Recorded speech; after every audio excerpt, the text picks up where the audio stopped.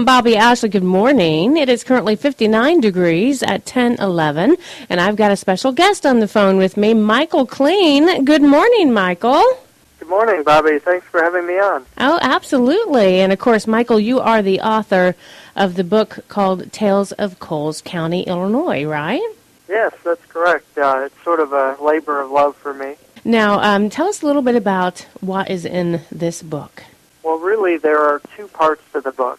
The first part is a collection of historical fiction stories. So they're short stories based on different events in Coles County history, like the Charleston riot, for example, the Airtight Bridge murder, etc. And the second part is the legends and lore of Coles County, and that is all the ghost stories, haunted places, even ghost towns and buried treasure. Anything sort of strange and unusual about Coles County is in there.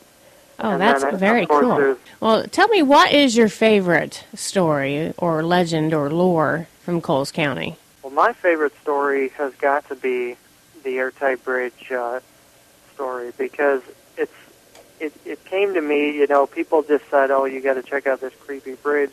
I didn't know anything about the body that was found there in 1980, and it went from that to, you know, doing the research, putting the story together, and I actually got to speak with the victim's daughter eventually, and so I became pretty close to the case in ways that I never would have anticipated. So that kind of personal involvement really draws me to that story in particular. Yeah, that's kind of interesting. Some of the things that you find out through doing a little digging on your own. Oh yeah, because most of these stories, I mean, most people just know the very basic facts. Especially like with Ashmore Estates early on, people just thought it was some creepy abandoned place. A lot of kids growing up in the area didn't really know what it was. If you were born after it closed, then people just thought it was some old abandoned asylum. So what I've tried to do is get the most information I can about these places and get it out there for people so they can not only enjoy the stories, but also learn a little bit about the history of the places. And what's your opinion on Ashmore Estates?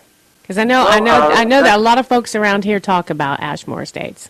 Oh yeah, I mean, it's unbelievable to me how much attention it's received over the last couple of years. Now, I will say that I was interviewed for the Ghost Adventure show, that episode, and they really tried to say that there were demons in Ashmore State, which is totally ridiculous. I'm not saying it's not haunted.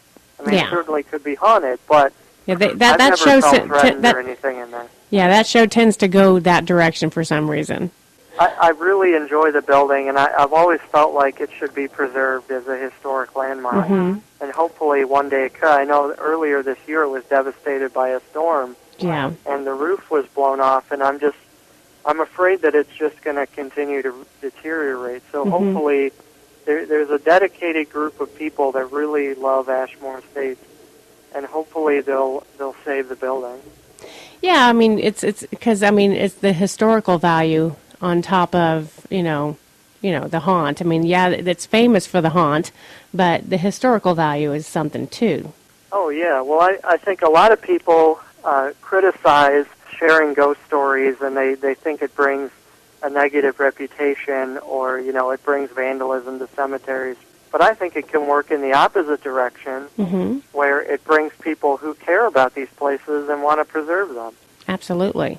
Now, you've also have done stories about different hauntings going on at Eastern Illinois University, right?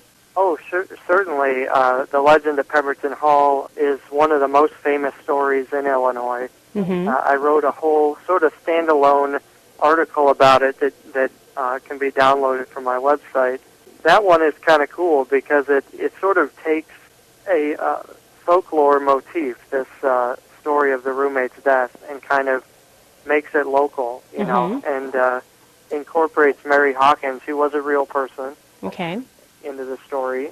So anybody going to Eastern Illinois University, especially young women who live there in the dorm, everybody's heard of that story. And it's just really it's neat to have gone to that school where it wasn't just go to class and party on the weekends or whatever. There was also, hey, we've got a historic building with a really well-known ghost story attached to it. It was kind of neat.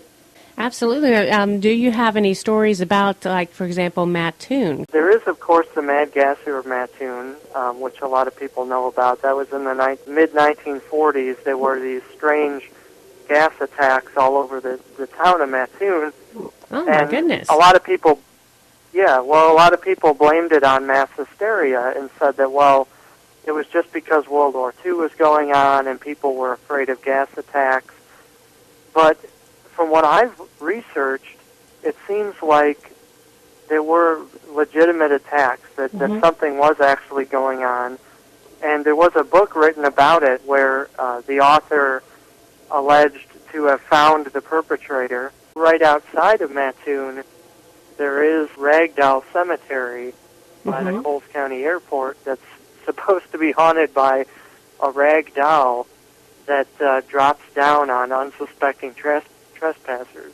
Oh, okay. That's kind of a different ghost story, isn't it? Yeah, it's pretty unique, and it's funny because sometimes people will hang a rag doll from one of the trees in the cemetery, because the story is that the doll waits up in one of the oak trees there and jumps down on you and attacks you if you come in seeking to harm the cemetery. Goodness.